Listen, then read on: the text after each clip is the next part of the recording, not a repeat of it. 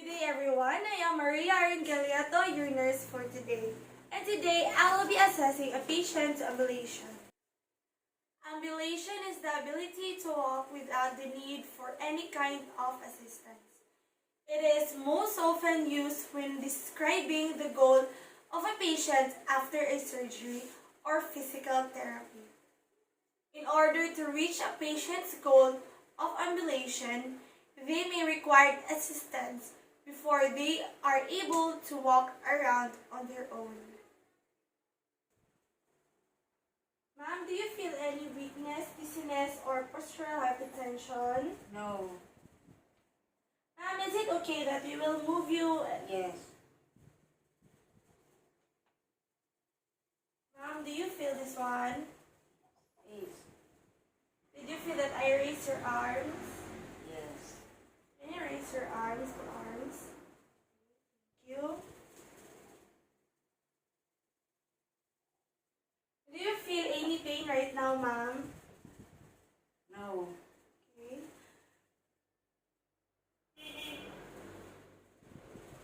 Can you state your name and the date today, ma'am, and also the day? I am Carmelita Talbio. This day, Thursday, May 6, 2021.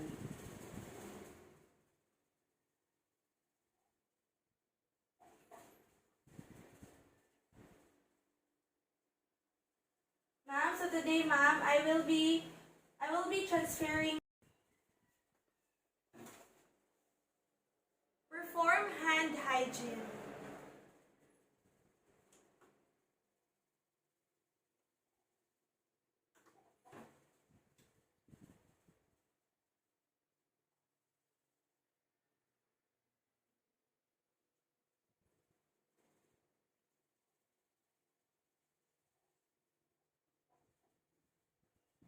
Place the patient in a supine position.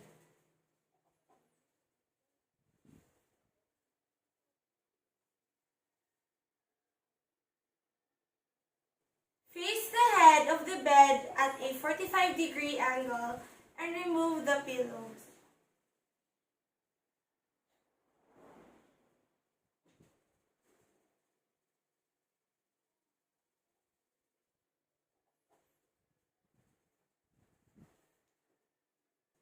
Place feet in a wide base of support with one foot closer to the head of the bed and in front of the other foot. Place hand near the head of the bed under the patient's shoulder, supporting the patient's head and cervical vertebrae. Place other hand on the surface of the bed. Raise the patient in a sitting position by shifting weight from the front to the back leg. Push against the bed using the arm that is placed on the bed surface.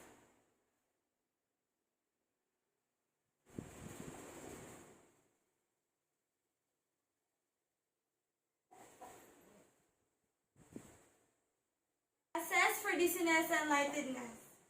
Ma'am, do you feel any dizziness? No. Apply stable, not shoes.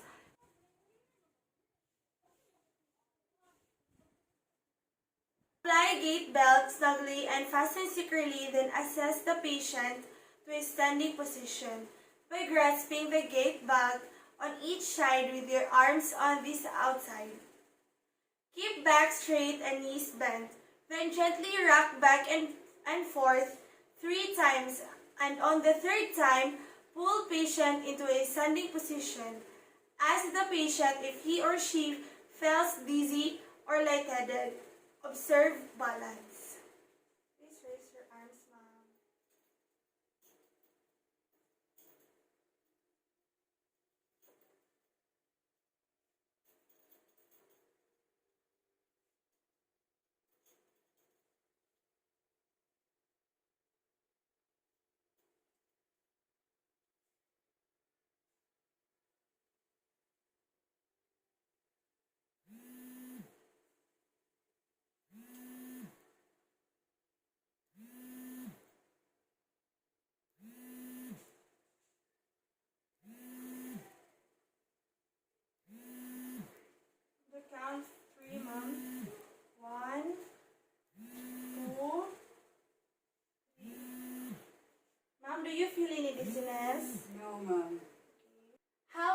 patient takes a few steps while the nurse is positioned on the stronger side.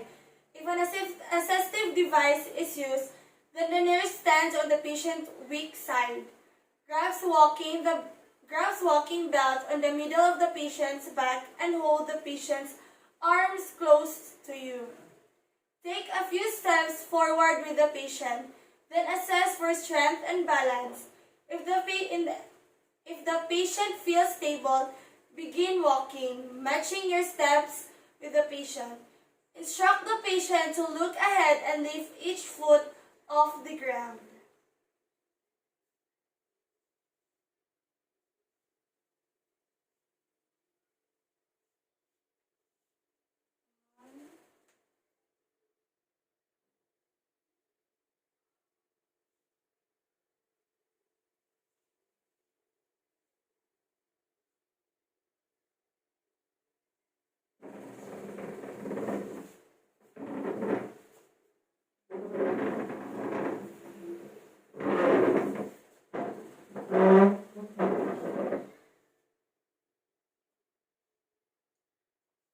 If the patients become weak or dizzy, return the patient to the bed or chair or whatever is closer.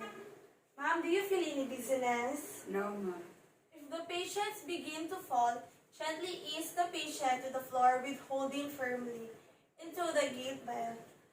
Stand with the feet apart to provide a broad base of the support.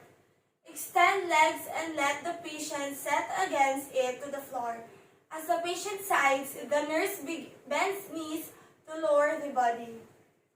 Once ambulation is done, return the patient to the bed, then position comfortably by having the patient stand with the back of the knees touching the edge of the bed, grasp the gate belt, and help the patient into a sitting position, keeping your back straight, knees bent.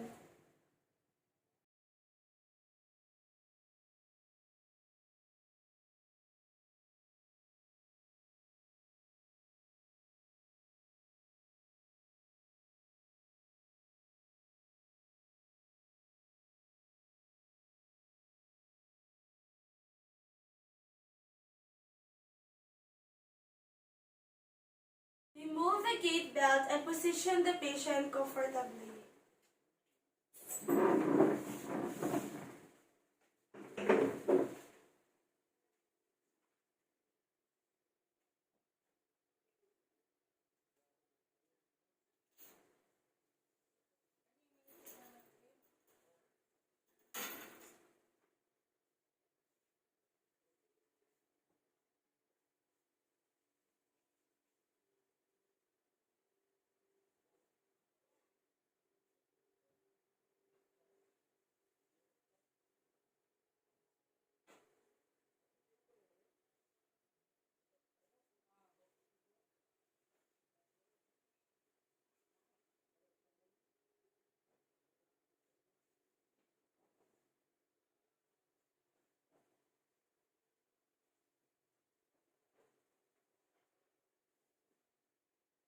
Place bed in the lowest position, raise side rails as required, and ensure call bell is within reach.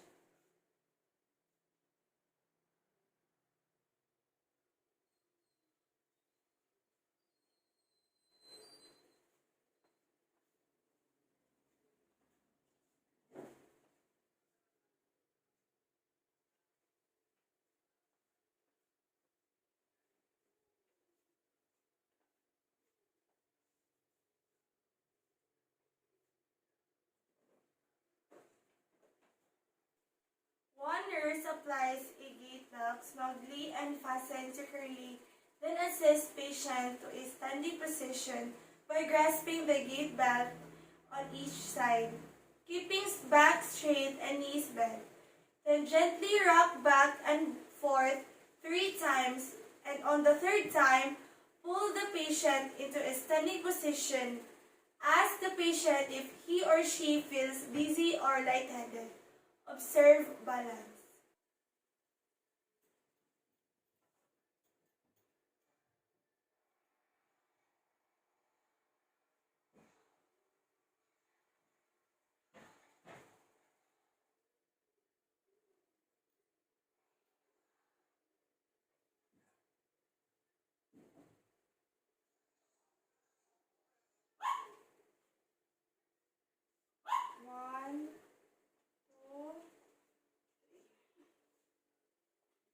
patients take a few steps while both nurses are positioned at each side of the patient.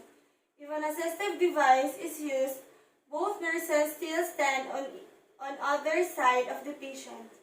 Both nurses grab the walking belt in the middle of the patient's back and holds the patient's arm close to them.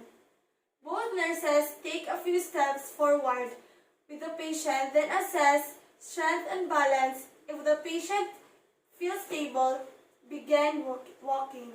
Matching your steps with the patient, instruct the patient to look ahead and lift each foot off the ground.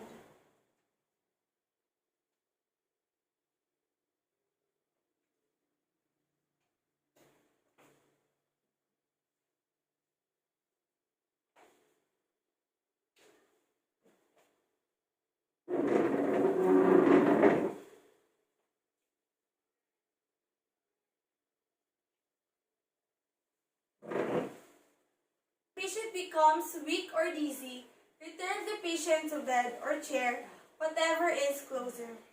If the patient begins to fall, gently ease the patient to the floor by having one nurse in front of the patient and holding firmly into the gait belt.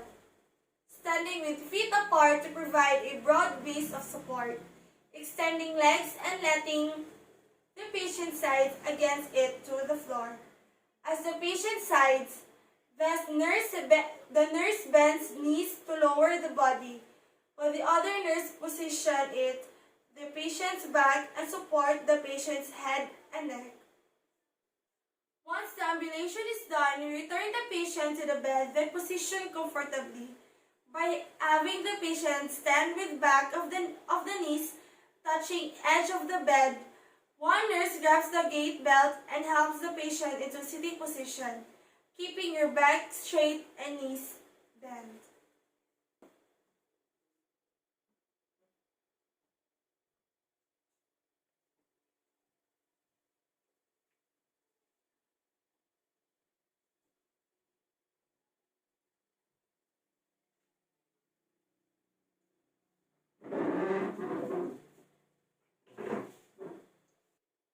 Remove the gait belt and position the patient comfortably.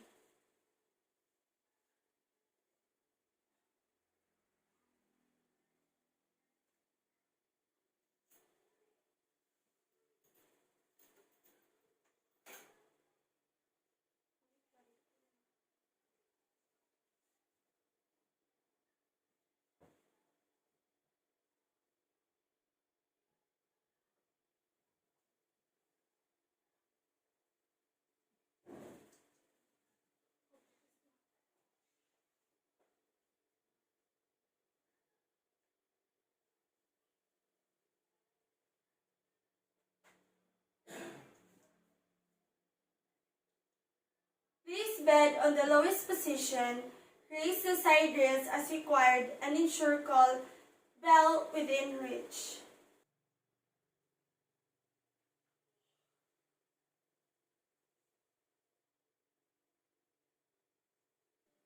Evaluate the patient level of comfort or if the patient feels any discomfort or any injuries. Ma'am, do you feel any discomfort? No, ma'am.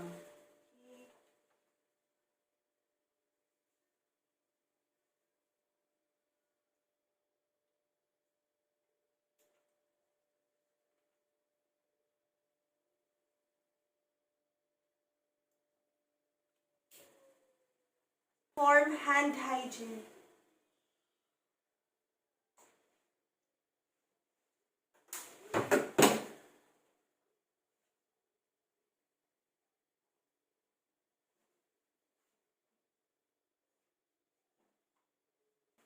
Document the procedure and record permanent findings.